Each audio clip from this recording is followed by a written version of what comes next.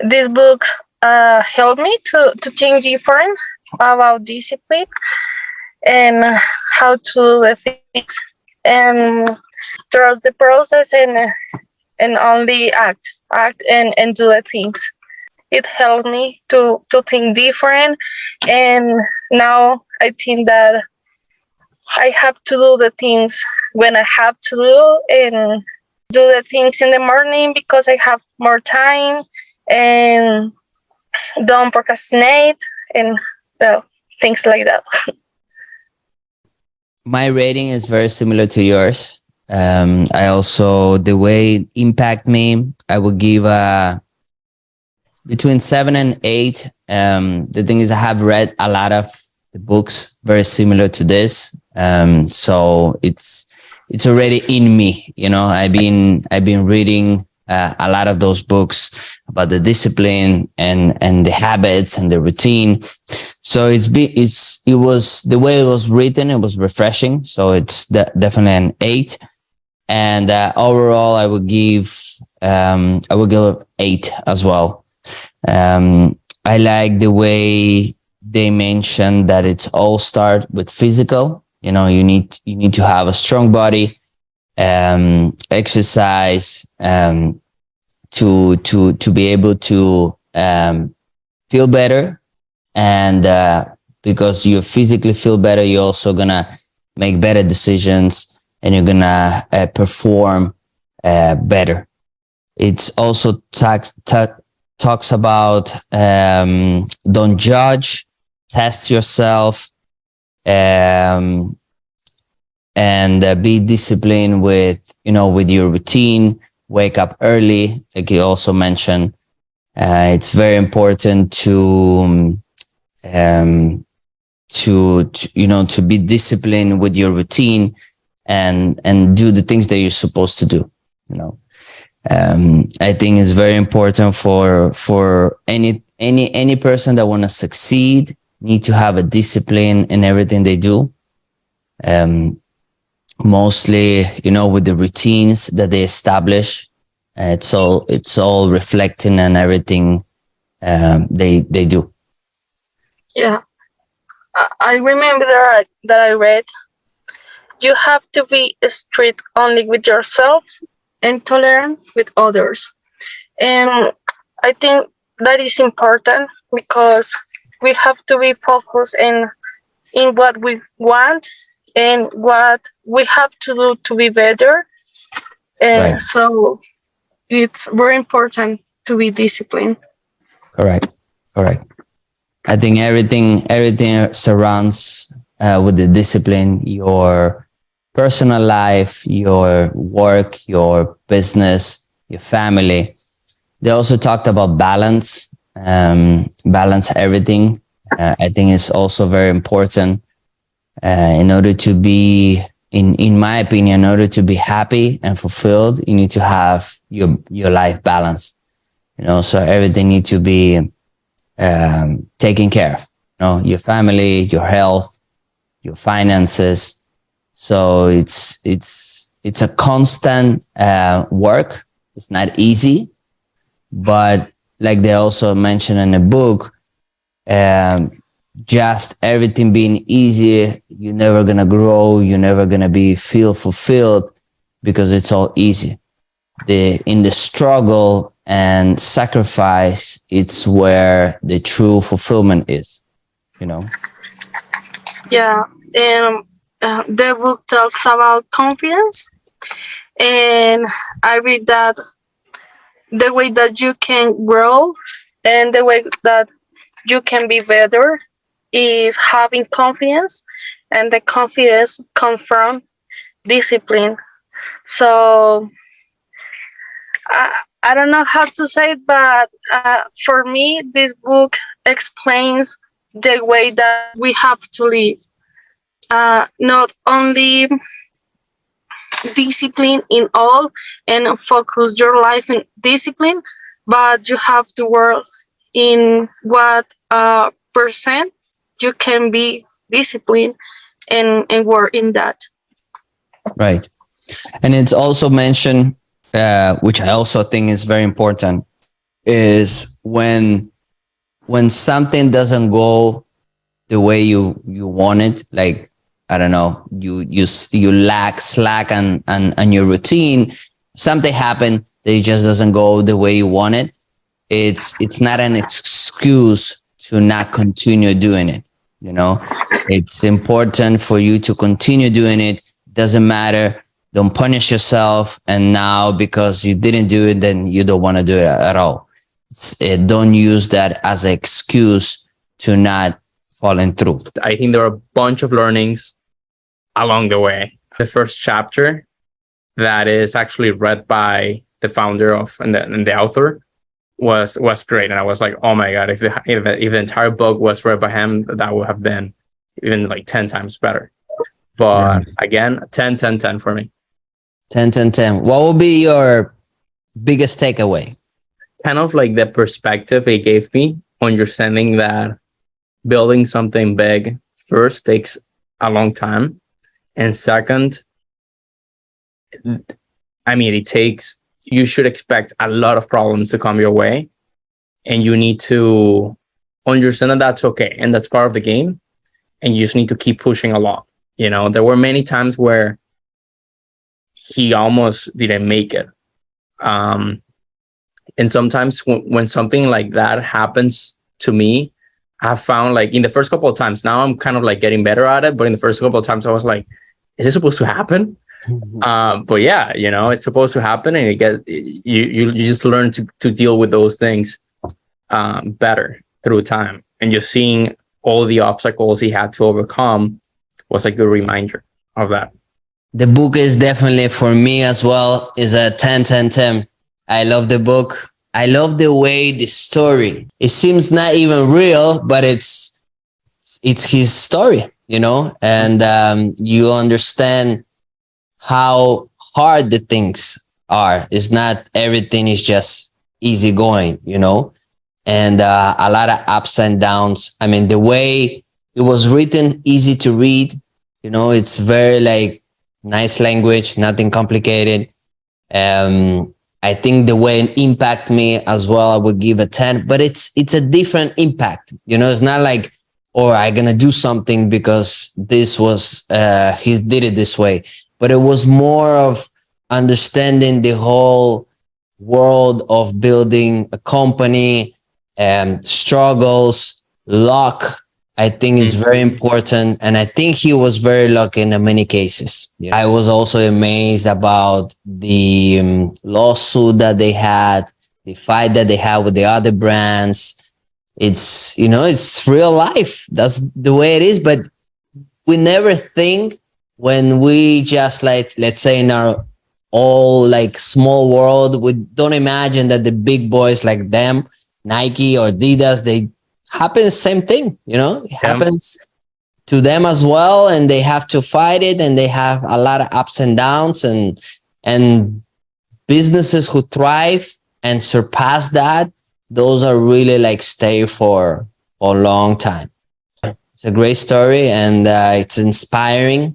Definitely make you think that, you know, those companies like that, and they last forever. I mean, Nike, I don't think they're not gonna go anywhere. You know, those are brands that are like really impacting the whole world, you know, and they stay for the longest, And also one of the things that is very like catchy, the way they start with the athletes, and how that helped them a lot with the branding, you know, which is a strategy that a lot of brands doing that, but not at that time. You know, they were one of the pioneers, and that what really also set them apart. From our perspective, that we've been doing business on e-commerce for the whole time, it's kind of difficult to understand that there's other, you know, world that have nothing to do with e-commerce that is also thriving, and also companies that are doing really well and successful without even e-commerce. Yeah. But I think that's where the great opportunities are, because now if they're doing so well outside the e-commerce, and then you bring them to e-commerce, now they're going to explode, you know? Yeah. Because I believe is if the brand doing well outside the e-commerce, they're definitely going to do well with the e-commerce. You know, it's just going to be additional 10x revenue for them. Yeah. 100%. Very solid. It's not as concrete as I would say some of the business books tend to be. But I think the overall like holistic approach to how you approach business and the mindset around that, the tips that he gives was fantastic. So I would give it an 8 out of 10 overall. I think it's the first time in a while where I listened to a book actually read by the author. In the last couple of times, it hasn't been the case, or it wasn't the case. And that added a lot to the experience. You could sense kind of like the passion coming from the guy, and that was really, really good. Because of that, I will give it an 8 as far as, but yeah, it's kind of like a not 100% accurate, because I do think it was all over the place. Like you had to like pay attention to it in order to like really grasp some things. And yeah, it wasn't, many times I didn't feel like I was getting value out of the entire argument that he was building towards, but more from kind of like examples that he just brought from time to time, if that makes sense. But again, because of how it was being kind of like read, I will give it an 8. As far as impact, I'll give it a 7. Main takeaway was, kind of like the core of the book, thinking ahead, right? And when you're making decisions, make sure that you're thinking, not what will happen just right after you make a decision, but kind of like the second and third and fourth order consequences of the decisions you make. Right. So I think that was kind of like the main big idea, which is great, For me, I honestly relate so much to him in a sense because he's an immigrant. He's a very hustling. I mean, he had some challenges in the past that I had in my life. So I'm very related to him, and in many sense. I think his approaches or his content, it's a lot. It's a very unique, very different, comparing to, we'll follow probably the most top, all the influencer people, like Tony Robbins, Grant Cardone and Gary Vee. They'll have uniqueness, and this guy have his own uniqueness. So the book, I honestly love it. I will give overall, I will give like a 9 out of 10. I do agree that he was all over the place, but at the same time, I kind of like it that he was giving a lot of different perspective and different examples, So, and I would give a 7 as far as it was written. I think he can go a little bit more deeper into different topics that he was talking about, So 7, the way it was written, and the way it impact me, I will give like an 8, because I really like the part that you just mentioned, Stefan, as well. Everything, the way you should create a strategy and like 5 steps ahead of everything in your business, in your life, and any decisions that you make, you need to understand what type of consequences that decision is going to have, and it's just like a chess game. Each move that you do, it have consequences, and you need to see where you can get attacked from. And it's not just one step that you do, you also have other open area that can be attacked as well, and I think it's just the same as a business. The business, you need to think ahead. You need to work in your business, in your current business that you're running right now. And you need to also create and understand the future of your business, and that's a never ending job. Yeah. So for me is, and that's what he talks about a lot. Couple of notes that I write it down.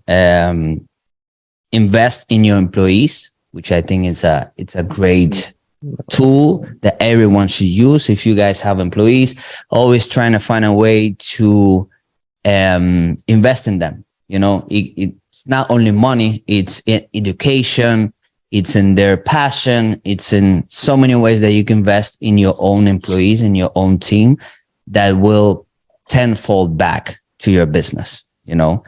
Master knowing yourself, another thing. Believe it or not a lot of people really know themselves. Sitting down, which he talks about a lot, sitting down and really think who you are, what you want to do, what do you want to achieve, what is your purpose, what is the purpose for your business. I mean, those questions that really makes a difference in your life. A lot of people just go through, do things, and they really don't sit down and understand and master themselves. The other thing that he was talking about, how the entrepreneurs or business owners achieve and have what they do, and it's two things. One is knowing exactly what to do and why they do it. Okay. Those are two things that really set apart any business owner.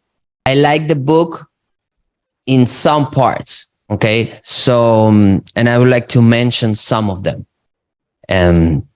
So the point number one that I really like it is when they were talking about the 10,000 hours that you need to dedicate into something to become basically an expert. Okay. And I did the breakdown, which is very interesting. In order for you to dedicate 10,000 hours in 1 year, you need to do 27 hours daily. So that's not fitting in 1 year. So in order for you to do it in 5 years, it's going to take you to do 5.4 hours daily for 7 days a week. Okay. So almost, it's every day, 5.4 hours for 5 years. Now, if you want to do it in 10 years, which in my opinion, that's the best way, a measurement to become an expert. If somebody telling you I've been in the industry for 10 years, you can more or less tell that they're an expert in that industry. So it's from 2 to 3 hours daily. Again, every single day from Monday to Sunday. Okay. In order for you to become 10 hours, what they're talking about, to be a world-class expert in any industry. I love that point. I really like it. And I totally agree. Okay.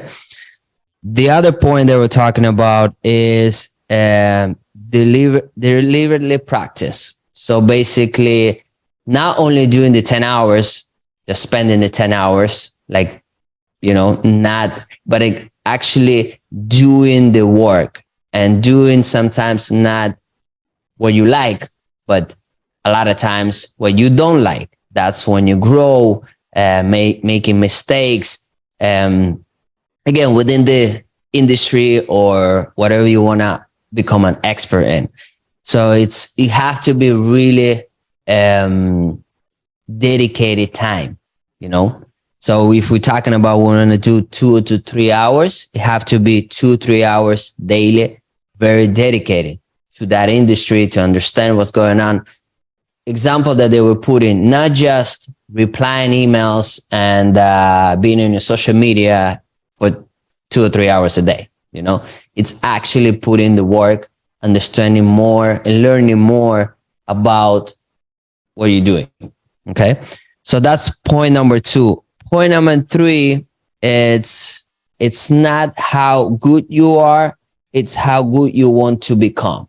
It's basically, it's how passionate and how driven you are to become better and better at what you do. And number 4, that one I didn't like it much. Okay. That's why my rating maybe is not a 10. It's basically, it's relative. It's saying more of a lot of people have some luck and they had opportunities, but not everyone have same opportunities.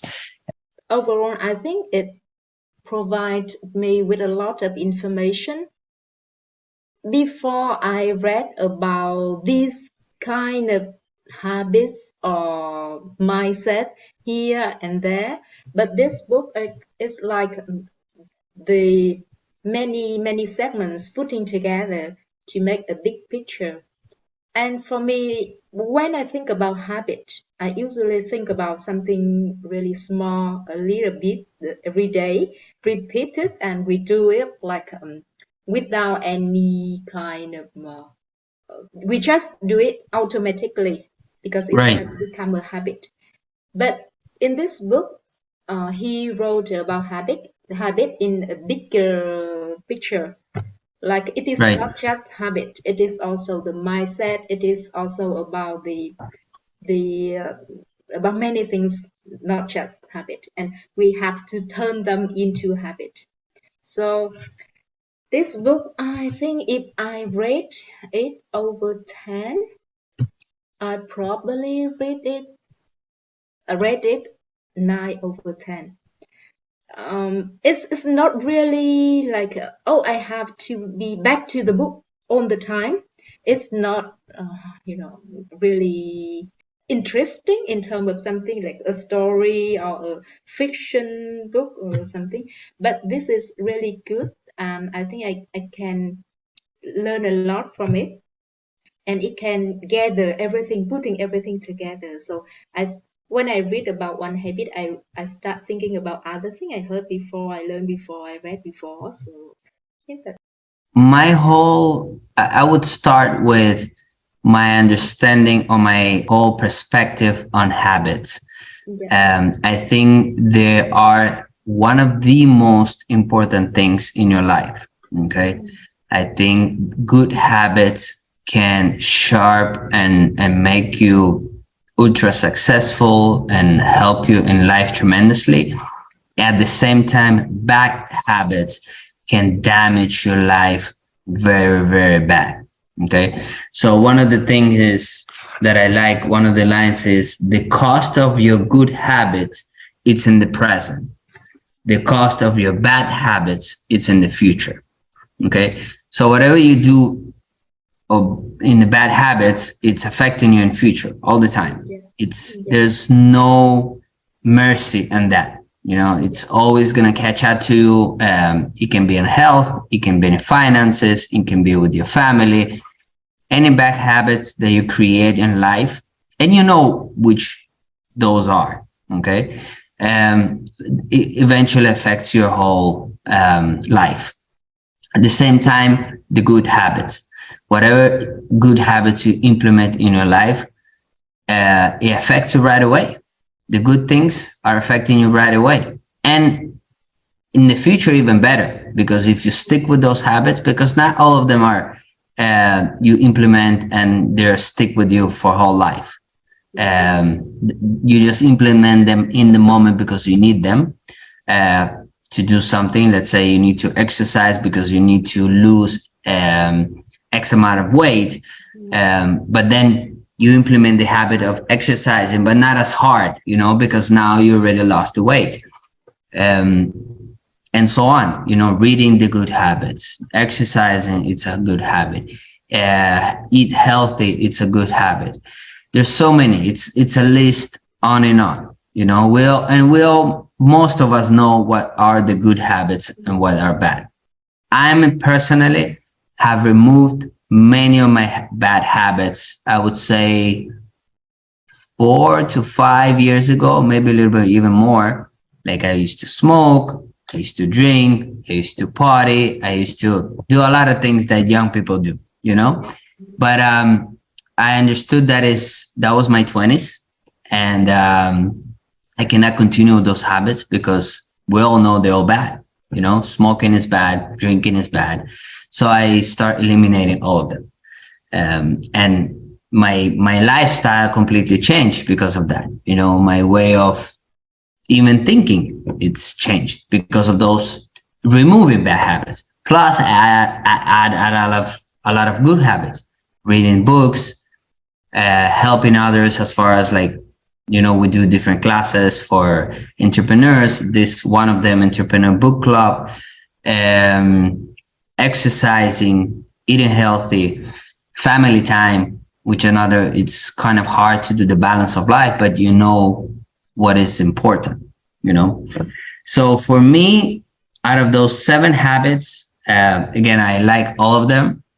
I think he's more of there's no specific one. It's very more in general, you know, because reactive, proactive, there's so many ways to be proactive. You know, it's a very general. You need to get basically go in deep and see what you need to be more proactive on, you know. The one that I like is to think, and I do that a lot, to think, what would you think about yourself when you die, you know? And I don't specifically think about that, but what I do think is when I'm old, before I die, in this case, he is already dead, but before I die, what things I would regret not doing it, you know? And before not doing them, it's like, are you sure you don't want to do that? I'm going to give you my small example. I have 2 boys, 2 kids, and we're planning to have another kid, preferably a girl. We're going to do, you know, the in vitro and all that. And one of the things is, you know, logistically, it's more complicated. It's, you know, 3rd child, it's more time, more dedication and all that. But my question was, will I regret not having it? I loved it. It was kind of like the first, you know, intro to that concept. And to me, it's still a 999, I will say. Oh, wow. Yeah. Okay. This is great. This is one of the habits that definitely it's a good to remove from, which is removing the phone before going to sleep. I have done that for a while now. Like in the beginning, when you wake up, try to not look at the phone. I might put some music if I'm at the gym, but I'm not like actually going to social media. Same thing going when you go to bed. Before, try to not use the phone. I don't use the phone at all before going to bed. Sometimes I watch TV. So, and it totally affects your sleep if you watch TV or not watch TV, or same thing with the phone. You know, it's, you have to, from my understanding, you have to wind down your brain, you know, so you can gradually fall asleep well. If not, you just continue being wired, you know. Yeah. The power of losing is twice as much as the pleasure of gaining. Yeah. That's pretty impactful, which is very true. People sometimes focus more on not to lose than to gain something, or gain the pleasure of gaining something. I really like the pivoting aspect of it as well, like, because we do that A/B testing and we do this and that or whatever. And like, I've had a product in the past and I have a new one that also, you know, I've put it in a box for myself, but realized like, oh my gosh, like, you know, something for home organization that you realize, oh my gosh, this could work for a pet, and you like, it's completely different, or something in the sporting goods that could work for a hospital or something like that. Like it's some of those things that I think, especially as the owners or the parent of our babies, these products or these brands or whatever, we get so focused on thinking this is what it is, and we don't realize like, hey, there's more outside of there. So that was really impactful for me in terms of, as I'm developing stuff and doing testing or whatever, not to, even though I'm doing testing, not to actually put my testing people in a box either. Like really just look outside of any kind of weird feedback I get from somebody and think about, oh, that's interesting. Let me kind of run down that rabbit hole a little bit, just to see if there's a better way to make this product, or maybe there's a whole nother product or brand to piggyback on top of it. I think the last chapter, like about the implementing it and stuff, at first I was like, yeah, I don't really work for a big team, like, you know, like Quicken or, you know, Intel or whatever. But then I realized like, it doesn't really matter, because like we all have partners, or we all have people that we're working with, even if it's just a VA. Like the way we have to communicate to them to get them on board is, you know, the more bossy we are, which is definitely a problem in my thing. I just want to get shit done and I move quickly. And so like being able to be a better communicator, to sell the idea and to be a leader to make it happen, was really was something I think I'm gonna have to read the last chapter again, because I was kind of hustling through it to get done for tonight. But I really need to kind of think through that of how I can be a better leader, communicator to sell the idea of, hey, we're going to go in this direction with this product, or hey, I don't think, like you think we should have a logo on it in this position and it should be that color, and like it's not that big of a deal, but like you want the cohesiveness so everybody's on board, no matter who it is and how big your team is. So the biggest takeaway for me was the part when they say why to innovate, and it's to predict uncertainty. And I totally agree with that. If you don't innovate in your business, and in our business in e-commerce, there's so much uncertainty if you don't anticipate the changes, and it can basically put you out of business in no time, So we have to constantly innovate in our products, in our processes, in our people. Everything needs to be innovated. I think it's you just have to be part of your day-to-day processes. You need to constantly looking for what you can do in your business to better and faster. So the way it impact me, I would give I would say 8. The way it was written, I didn't like it much. It was a lot of dragging, a lot of back and forth. I think sometimes it can be put it easier way, easy read. So I would give it like 6.5.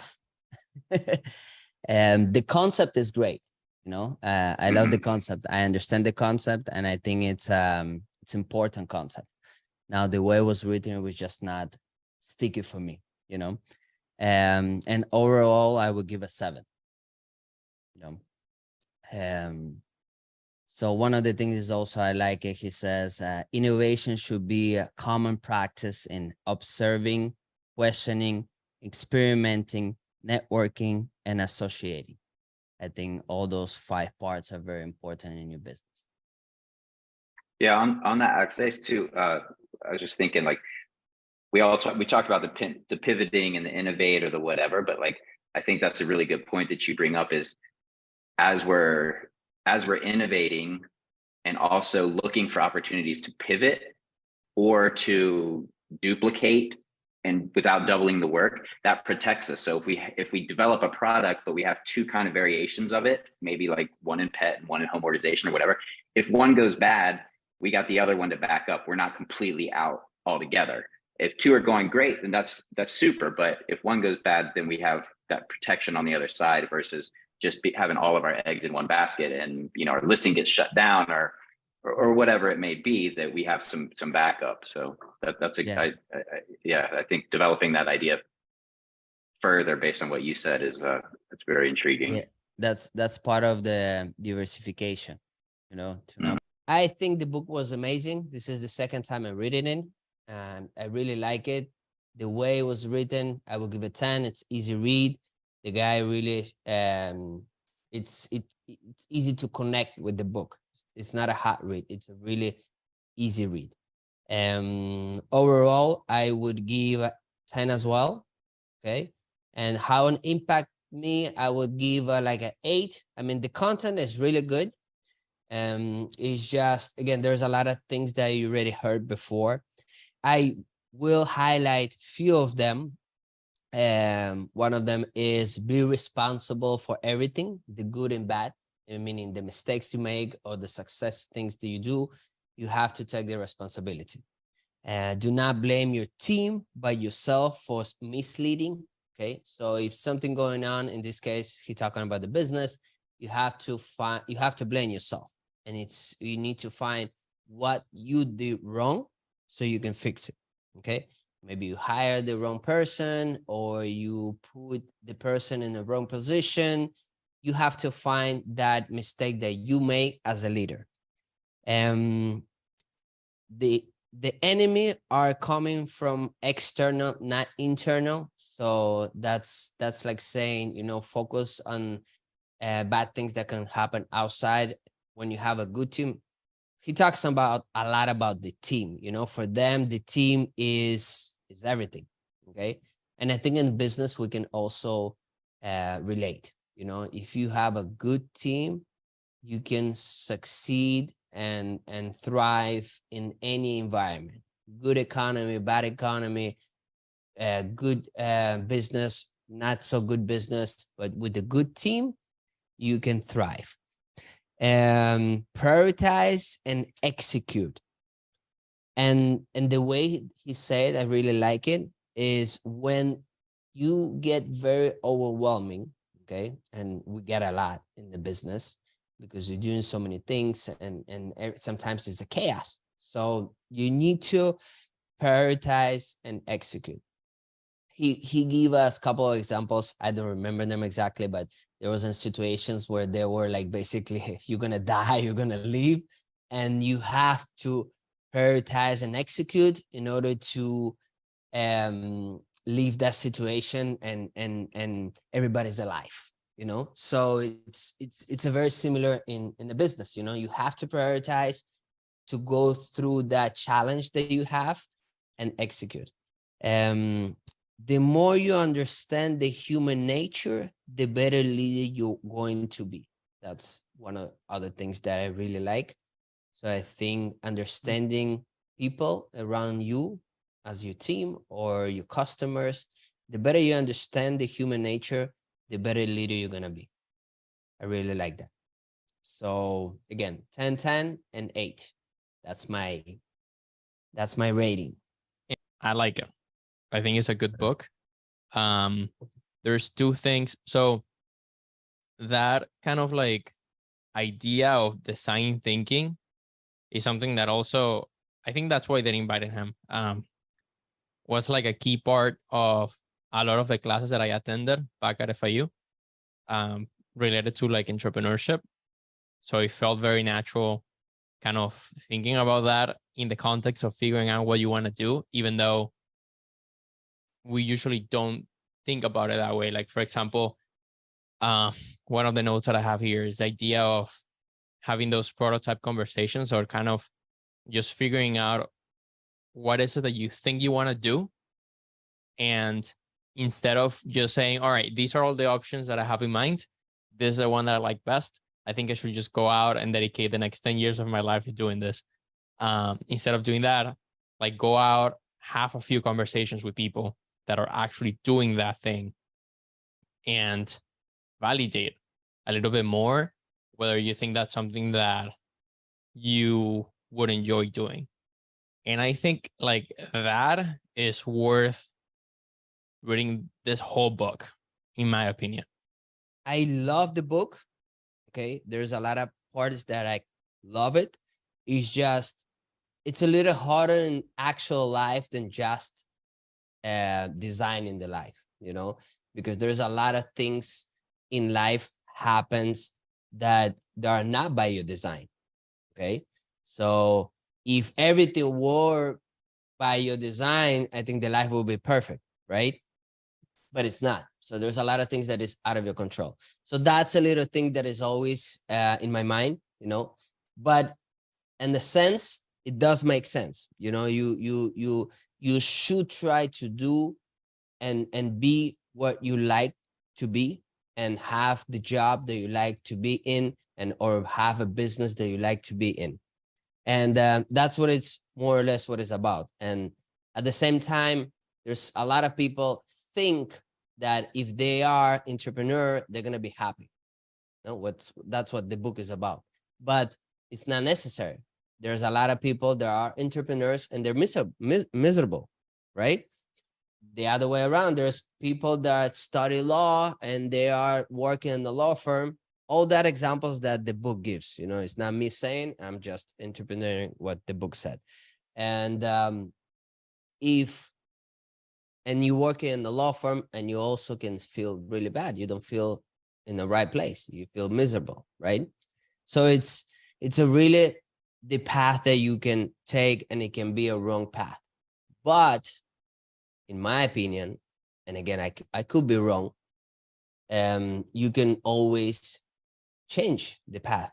You know, I mean, it all depends how old are you. You know, there's a lot of factors that you can put in, but if you're in your middle age and you don't like what you do, you always can change what you do, you know.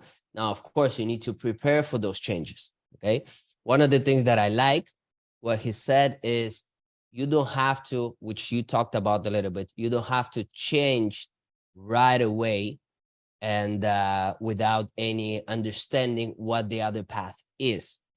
That's why he was talking about this prototype conversations. You know, you go to the people who actually do what you think you like and ask them questions for the reason why you're going to change to that path, to see if it's really worth it, you know, because it might not. Not everyone is fit for every, you know, things, but it's like I say, the grass is always greener on the other side, right? So people have to really understand that. The book, in my opinion, is a great book. A lot of information that is basically data from successful companies, you know, like Johnson and Johnson, Walmart, Disney, and so on. So book is basically about how to build companies like that last for so long. You know, we all know so many companies that are being successful for so many years after even founder is dead, and there's following people continuing running the company. So couple of things that it really catch my attention on points that really makes a difference for the company to be successful is, so one of them, it's not about great idea. You know, they're talking about it's not just having this amazing idea that can just blow and make the world different or something like that. It's more about manage, adapt, and continue growing. You know, it's you can start any business, and if you implement those three things, the company should be great and for a long time. The other philosophy is, instead of or, it's and. So whenever you trying to do something in your company, it's not necessarily this or that. It's more if you can add something to your company additional, you know. To give an example, instead of just selling one product, you can sell two products, you know, in our case, in our e-commerce business. So that's one of the philosophies that should be adopted. The other one is, it cannot be only about profits. It have to be about purpose as well. So of course, without profit, the company cannot sustain itself. But at the same time, without purpose, real why the company exists also cannot sustain, just because having a profit. Because you lose the momentum, you lose the culture, you lose many things when it's just about profits. Okay. A lot of us in e-commerce business struggle with that, because many times we just think about profits, and in our case, selling and buying and selling products. But sometimes you need to adapt that philosophy in your company and not just think about the profits. It needs to be also something more than that.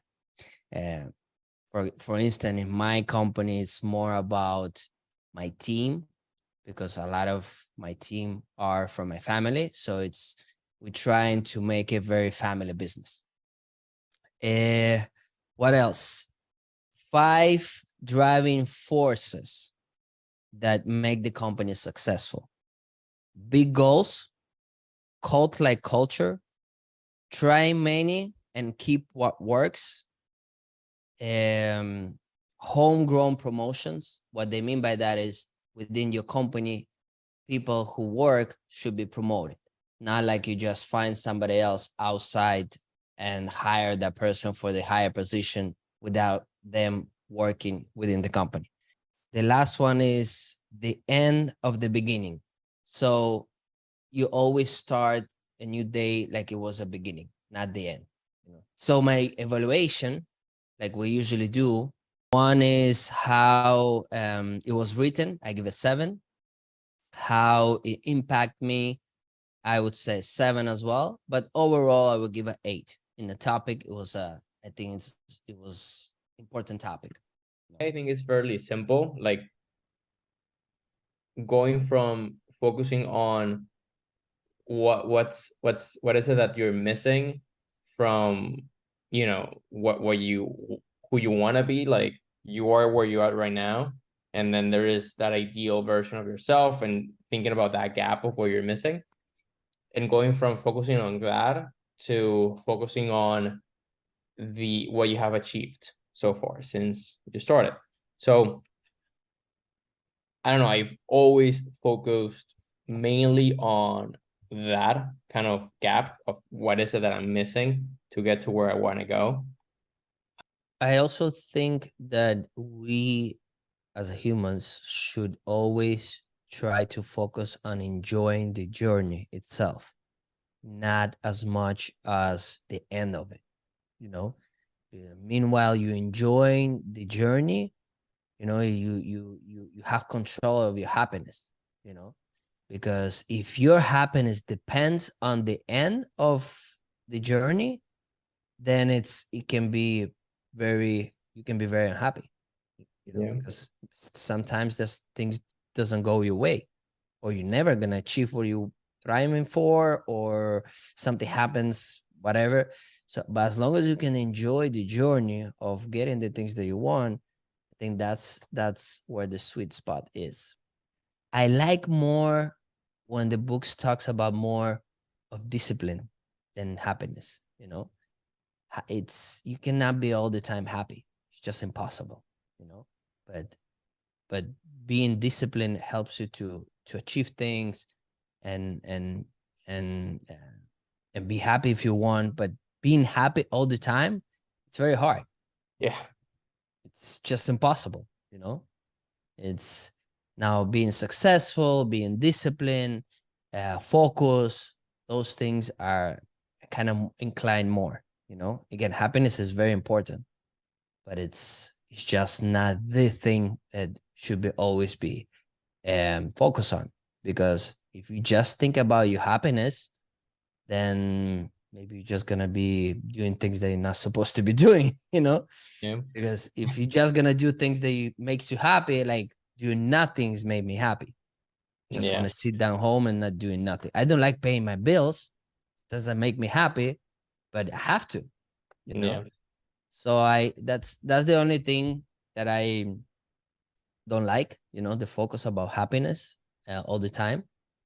But I guess it is important, you know. That's a great You point. need to, it is important. You need to have that happiness in your life.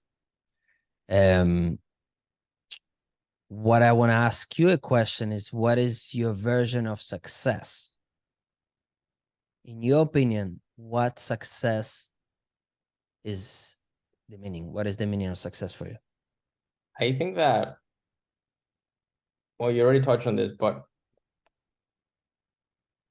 no, I don't think it's one thing, like doing one thing or being one thing or just one thing. Is more of a series of different things, kind of things that I would like to do, and things that I would like to embody, if that makes sense. When you ask me that, I think of, well, I want to be healthy, or at least do the best thing, do the best that I can to be healthy. If there's something outside of my control, well, it happened, but exercise, eat well. I want to do very well financially and be free and provide that for my kids. Having kids, having a great family, have them all be together. My family is all over the place. I would like to us all be together. And being a great husband and great father, great brother to son, all of those things. So it's a series of things, I will say. And these happens throughout time. So it's not like one thing Right. right now, or that it can be successful like in 2 years or 5 years. No, and the success for you, the meaning of success right now doesn't necessarily means in 10 years that's gonna be the same meaning. you know. Yeah. For you right now in your stage of your life, it's must be a lot different what success means than, let's say, in my stage of my life, what success means. You know, it's just different stages of life, and your focus and your things that you want to achieve are totally different. What about you? One of them is, mine is to provide best quality life for my family and my team that works with me. And then the other one is, which is a little bit more complicated, and that's been my focus for a while now, is to be able to build generational wealth for my kids so they can build on top of that and pass on the next generation. One of the things that book mentioned, I'm always putting this away, and I know how good it is journaling. And I have a, a notebook in my desk and everything. I've been writing it, but then I'm always putting it away. And it talks about how good it is, and how you should reflect all the time on the things you've done and the things you want to achieve, how you feel at the moment, and basically gradually continue writing all the time about your life, you know. Supposedly this book is by Bill Gates. It's one of the best books of all times. It was given by Warren Buffett. Yeah. I So honestly, it's not my opinion, but again, I guess Bill Gates and Warren Buffett, they are on that level of the businesses and whatnot to be, I guess, reading and being involved. But day to day in our world, it's a little bit less practical, right? But yeah. anyways, let's do the evaluation, and let's start. You want to start, Stefano? No, you can start. You seem to have a very strong opinion of it already. So I do. I mean, for me, it was too long. The book was like 16 hours audio. I don't like it. I mean, after reading a couple of times the new book of Patrick by David, your next 5 moves, and now I'm reading the Choose Your Enemy Wisely. So powerful, so strong, the books, that this book is just data, you know. It's about 12 different cases study that talks about different market crash, talks about the success of Xerox company. They used to be a very, very successful company before.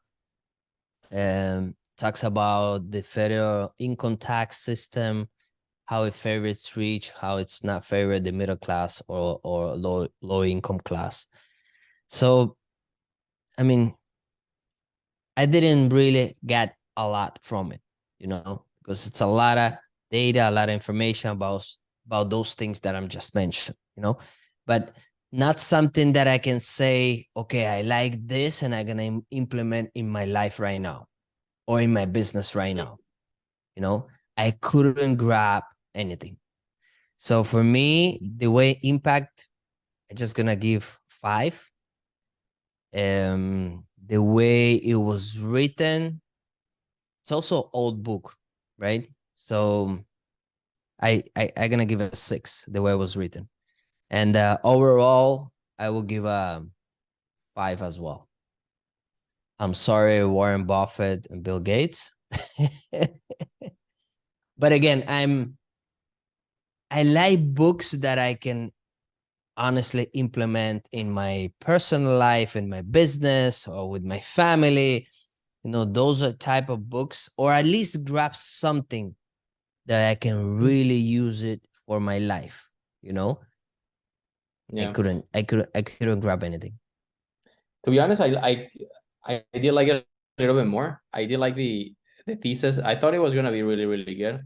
I think there is a lot that you can learn from stories more than Okay. just someone telling you do this. Yeah, like I have read a couple of books where they're based on a story and is really good. Like you learn a lot and it's also entertaining. So I Did you I find would this give book this entertaining? no, but I think I would just give it an 8. Sorry, an 8, no, a 7 across the Right. board. I did. I think it was the company on the one that does copy machines. Like Xerox. What is it? Xerox. Xerox. That Yeah. one. Yeah, I think that was the first one. I think that makes sense. Like the story that they found some success and they kind of settled with that or got used to that and build their business on that, and then kind of didn't innovate as much, and for that reason they faced some problems. Yeah, they start doing too much philanthropy, and they Not- were now focusing on actually building the company, and then competition crushed them, you know? yeah, I think that's an insight that we see a lot, like with a lot of people. They just find some success, they got too comfortable, and they think it's gonna last forever. So I did like that. I think that's something. Again, it's not the first time that I see that or Right. that I read that, but Yeah, I have to read read that my about a many thousand times. companies, you know, Yeah. Kodak, Blockbuster. I mean, many companies had very similar situation. But give me Yeah. a couple of things that you can really. Again, maybe I overlooked, maybe I just surpassed it because it was too long. So give me a couple of things that you think this is really good that we can implement nowadays, today, of what we do, you and me, that can be really useful. Um, I don't know, man. I think it will go back to things like that, and we talked about it like that last Saturday in the meeting, where using that as an example, thinking about what are some things right now that could happen that could take a lot of business, and how we can position ourselves so that that doesn't happen. um I don't know, like stories like that just get me to think about those things.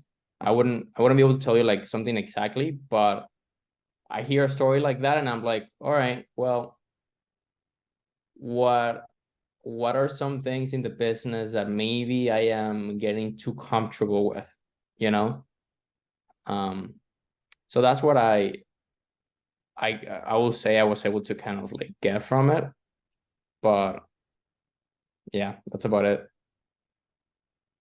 Yeah, I think that's the issue with the book. You know, it does give you a lot of information. I guess those case studies are real things that happen with the market, with taxes, but the taxes even not up to date. So it's those taxes at that time. It's not what's going on right now. Now it's a lot different, you know. So that's the other thing that's like, okay, if I were gonna be based my taxes now, what's going on with me now comparing to what's Yeah. going it was before, I cannot use. Yeah. So that was the actual the real reason why, you know, I couldn't connect it with the book. It was too much information that I cannot use it, you know, Mm. too Yeah. much. And nowadays we are with social media and we're getting bombarded with information, you know. That's the thing too. And this is getting kind of like off topic. It's kind of like a tangent, but I've come to a realization that there is a there's a really good argument for a lot of things, especially conflicting things. So there is a really good argument for you to do X, and there's a really good argument for you to do Y. And the thing about consuming content, especially online, now that there's so much, is that you scroll, and then there's everyone just telling you why you should do different things, or why different things is the best thing you could do, and they all Right. have good arguments. So it's like, again, you get bombarded with information, and everything seems right, and everything may be right, Might but be it's just right. a matter No, of probably they are right. exactly, The thing is, they might not be right for you right now. exactly, exactly. And that's the tough part. Right. Yeah, I feel you totally. That's why you see me sometimes. I'm getting to, let's say, one speaker, Tony Robbins, for 2 years or 3 years or four, even 4 years. Now it's Patrick Bet David. But because I'm sticking with them, because if I'm gonna start listening to everyone, I'm gonna go crazy, you know. So I'm Yeah. sticking with somebody with some content that is very constant and it's about the same things, you know, and I'm sticking with that for as many years as I need.